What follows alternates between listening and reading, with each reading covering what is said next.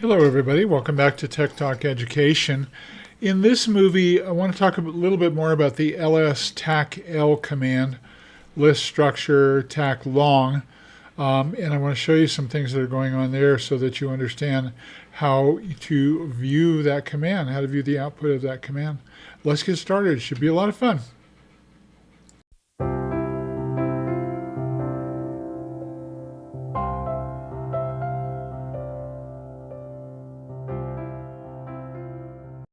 Well, so here we are. We're back in Ubuntu Linux. I'm looking at the terminal window, and I'm right up here in my screen here. Now, to better illustrate what's happening here, I'm going to go to the etc folder because it has quite a bit more files in there, and I want to show this to you. But before we do that, I want to go into an Excel document and show you what it is that we're looking at in terms of the bit pattern that we're going to use. So let me go over to Excel real quick and then we'll come back to the terminal. Okay, now I'm going to go back and forth between Excel so you can get a little bit better picture of what's happening here. But essentially what you can think of is that these are 10 bits. So each bit represents a single on and off. However, what we do is we have one bit that stands by itself. Then we have 3 bits that are grouped together. So let me just put that into a highlight. We have another 3 bits that are grouped together. Let me put that into a little different highlight here. And then another 3 bits that are grouped together, and I'll highlight that a little bit differently. So let's see if I can find, there we go. Okay, so 1 bit stands by itself. Then we have 3 groups of 3 bits. And so what you have here is down in this first B, C, and D column, this is for the user. Okay, so then this group of bits is going to be for a group. So this here is user, this is group, and then this is what is called world. What does that mean? Well, it means that in the Ubuntu system or any Debian system, any Linux system for that matter, you can create users on the system. And then when you create a user, it is automatically applied to at least one group. You can add that user to other groups. And then let's say that you have a user that's not in your group that wants to look at your file and adheres a certain amount of rights to it. They are called worlds. So they're not a member of your group, but they are a user on the system. And so they can potentially look at a file that you've created. It just depends on the rights that you've created. So these are called the user rights, like so. So we need to think about that. Now what I'm going to do is I'm going to jump over to VirtualBox and Ubuntu and show you what that looks like. Okay, so I'm just going to change to the etc folder. So I see cd space/etc. Remember that I have to do absolute addressing because I'm moving to a different area on the hierarchy, the file hierarchy. So I'm going to say change directories to, then this slash means go up to the root and then find the etc folder here and go into the etc folder. So that's what we're going to do, and we change to etc, and you can see that my prompt went from a tilde here to /etc. So that's how I know I'm in the etc folder. Now if I do an ls tac-l, I get a bunch of output here, and it's huge. And you can scroll up through here and see all the different output. Now I want to show you something here. I'm just going to pick on a couple of different files here so I can show you what's happening. So let's pay attention to bit 1. So you see how bit 1 here is a dash? Dash means that this is a file, not a directory. So when you see a dash in that bit 1 there, it means we're looking at a file, and Ubuntu, the color it puts out is white for a file. And then the next one down is a D, and that stands for directory. So that's a directory. And we can tell because Ubuntu adds a color to that directory, so we can tell right away by looking at it that it is a directory. Then there's another one called an L. Now this stands for symlink. I'll do another movie on symlinks because you've got to know about them.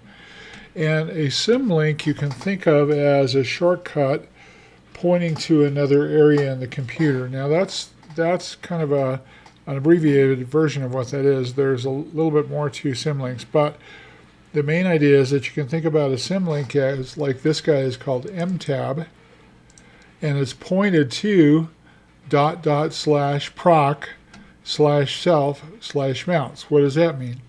Well, remember that the ... takes me back one folder, and then it's going to be up in the root, because right now we're in Etsy, so we are beneath Etsy, one directory.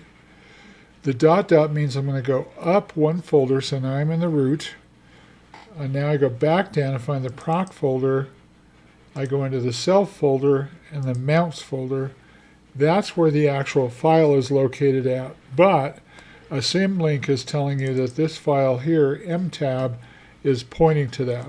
And to designate that, we put an L on here like that. So that is a symlink. Now let me copy one of these. So I'm just going to go ahead and take this guy right here. And we know that this is a file called modules. And I'm going to copy this guy and go back to Excel. Let's go take a look at that. Okay, so here in Excel, I'm just going to go ahead and put this in. This is a TAC. Now when you're working in Excel and you want to put in a special character, the TAC is going to show up as a minus sign, so Excel is going to think it's a formula. So what I do is put in an apostrophe, a tick, and then I put in the TAC, tic-tac, and then I put in, we've got RW TAC, R TAC TAC, whoops, I need to redo this. So it's RW TAC, R TAC TAC, R TAC TAC, like that. That's what we have on the right. And this guy is /Etsy /modules. So that's a file. White means file. Okay, that's white in Ubuntu, Debian, Linux. It might be other colors, and you might have adjusted your terminal to display other colors. But generally speaking, if it shows up in white and you're using Debian, it's likely to be a white, means that it's a file. So this dash here means that it's a file. What does this mean? Well, R means read. So I'm going to say R equals read, W equals write, and X equals execute. And those permissions are common throughout all of Windowsville and all of Linuxville, so it's very common to get used to it. So what this is saying, you know that we have these bits 2, 3, and 4 that are dedicated to just user. So user has bits 2, 3, and 4. And the user has the ability to read the modules file, to write data to the modules file, but cannot execute the modules file. What does execute mean? Well, it means that it's some sort of a binary out there, an executable of some kind. It might be a shell script, a bash shell script, or something else, and I could deliberately execute it. But in this case, I'm prevented from doing that, but I can edit the file. Now, the group that I'm a member of has the ability to read the file, but I'm the one that has the ability to write to it. So the group that I belong to can read it, but cannot write to it. I am the only one that can write to this file. And then, of course, we have world, which can read the file, but cannot write to it as well. Now, let's go ahead and look at another one. So I'll copy another one over here for you. Okay, now in this case, we're looking at a directory, and it's called modules tac load .d. The .d stands for daemon. So this is a service that's running on behalf of Linux, and it's going to load up modules for you, whatever those modules are. And it shows up as blue, at least in my terminal window, it shows up as blue, which says that it's a directory. So what you've got here is the L means, oops, I did the wrong one. The D means that it's a directory, and then I, as the owner of this file, can read, write, and execute. Now, anyone in the group can read, but they cannot write to the file, and they can execute the file. This is a daemon, or a daemon, which means it's a service that's going to run. So we need to be able to execute this thing. And then the world can read and execute. So that's the rights for modules tac_load.d. This is a daemon. It's a directory. And we can tell right away because we see a D here in position 1. Let's go look at one more. Okay, a couple of notes here. I had modules written twice. So on this line 3 here, I had etc modules. That was incorrect. I just wanted to show you that it's modules tac_load.d. That's the name of the service that we're going to execute. And then modules is a file. And now we've added a third one. This shows up as green, and the L here in bit 1 stands for symbolic. It's a logical link is what that stands for, or a symbolic link is what the term means. And there's a little bit more to that. I'm going to have to do a movie on symlinks because it's a really interesting technology.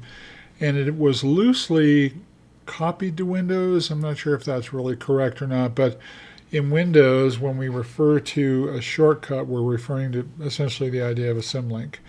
We double click on this thing and it executes this thing. So that's the idea. So we see that we have read, write, and execute writes, read, write, and execute writes, and read, write, and execute writes on etc mtab. But this little symbol here, this dash arrow, means that it is pointing to ... /proc self mounts. Now the way to read this is ... means go up one folder. So I'm up at the root now. Now go into the proc folder, then go into the self folder, then go into the mounts folder. And this is a symlink. Now let's talk about 3-bit binary. So I'm going to come over here. I'm going to start counting on the right because when we're talking about binary, we count from right to left. So this guy, if it's filled in, gets 1 point. This gets 2 points, and this gets 4 points. So this is 3-bit binary. I'll put a little colon here so you can see that. Now, so the idea here is if I'm looking at this group here, and I have read and write and attack. Attack gets a 0. So what I'm going to do is I'm going to put a 0 here. The write gets 2 points, and the read gets 4 points. So if I add up all of these, 4 plus 2 equals 6. So the value for this is 6. Let's do one more. So let's do the next adjacent one, 5, 6, and 7. It's our tac. I'm on line 2 here, this particular file, and we have our tac. So we know that this gets 0 points, this gets 0 points, and we get 4 points here, and that's a total of 4 points. And then let's do the last one. It's the same thing. So it's 0, 0, 4, and that gets 4 points as well. Now what we would say then is that the value of this particular file is 644. So I'm going to put value equals 644. Well, let's see if we can repeat that. Now all that's doing is showing you the total added value for the permissions that are allowed to go and access this file or folder or symlink and to do something with them. So that's what it's trying to say. So, well, let's look at this one here. So I'm going to look at line 2. The first one is RWX. So I fill that in. That means I get a total of 7 points. 7 is the max that I can get. Then I do an RTACX. So I have the X is filled in. I get 1 point there. 0 points for the middle and 4 points here. So that's a 5. And the same is true of the green group. So I have RTACX, and that's worth 5. And so its value is 755. It's really weird, isn't it? Now, the reason that this is useful to you is because it's going to play into a Linux command that you might wind up using. It's pretty common. And then let's do the last one here. So all of these are set for read, write, and execute. So we'll go read, write, and execute. We'll go 2, 2, and that means that this is 777. And this is essentially godlike permissions here on this particular symlink. Everybody has everything that they need. They can read, they can write, and they can execute. So 777 is the top drawer. So that's the idea behind the ls-tac-l permissions. A tac means that it's a file, D means it's a directory, L means it's a symlink, and then the position of the bits is important. So we have three groups: the user group, the user, the group the user belongs to, and then the world, which could be another user on the system that belongs to an entirely different group. And we can assign permissions to all of these different ones using this bit technology over here. Now, what does that look like? So I'm going to hang on to this modules thing, and I want to show you what that looks like. So I'm going to go back into Oracle VirtualBox, and let's take a look at how we can use that to modify something. Okay, so here we are, and I want to remind you that we're looking at this file called modules. Now, what you need to do is we go down to the bottom here and we find out where we're at. In fact, I'll just clear the screen. And I'm going to type in a new command, and the command is chmod. Change, I guess it means module or change mode. But because I'm working in the etc folder, I have to use sudo to do this. You have to be sudo to change something inside etc. So I'm going to type in sudo. Most people call this chmod. So I don't know why, but it's okay. So we're going to change mode, chmod. And then we're going to give it, I think we do the file name first, so modules, and then we tell it what to change it to. I might have that backwards. Might need to be chmod 777 modules. Let's see if that fails. So I'll type in my password. Remember that when you're invoking sudo for the first time in a session, you'll have to type in the password. Yep, I thought that was incorrect. So I'll hit my up arrow key, and I'll tell it that I want to do chmod 777 modules, like so. I could have consulted the man page to look at it, man chmod. Boom, got it. Okay, now let's go see if that made a difference. So what I want to do is I want to do ls-tac-l, but I want to look for just modules. So I'm going to type in modules. That's going to force it to not display everything in etc, but just force it to display anything that has the word modules in it. And there we go. Now you'll notice here that it has changed all of the permissions here. Read, write, execute, read, write, execute, read, write, execute, but it also changes it to green. Why does it do that? Well, because it's a denotation to you that somebody has messed with this file and they've altered the permissions, and it's all 777. And there's two other things I want to point out. The owner is root, the group is root, the file size is 212. This was its creation date and time. So that's pretty cool. Now, why is that important? Well, you know, hackers, when they get into this stuff, if they have root level permissions, or they can somehow get it, they can go in and find very, very important files that are germane to them, but they can't execute those. They can change the permissions on those files using chmod, very easy to do, and then they can get it right back. They can get what they need done. Now, how do I change this back? So let me show you. So originally we were 644. So if I do a sudo chmod, I'm going to do 644, and I type in modules, and then I hit my up arrow, and I list out modules. Now it's back to normal. It's white in color, and the permissions are what they should be. So if I change the permissions using chmod right here, I'm trying to gain all access to this thing. It's going to turn that green for me, and it's a denotation that somebody has messed with it and the file permissions are off. I can change it back. I can also say, this is another command, sudo chmod. I don't need to go through all the nonsense with the numbers. I can just do +x and then type in the name of the file. Boom, like that, and look at the file. And now I've done exactly the same thing. I've added executable to it, and it turns the file green. So that's a quick way of me making the file executable.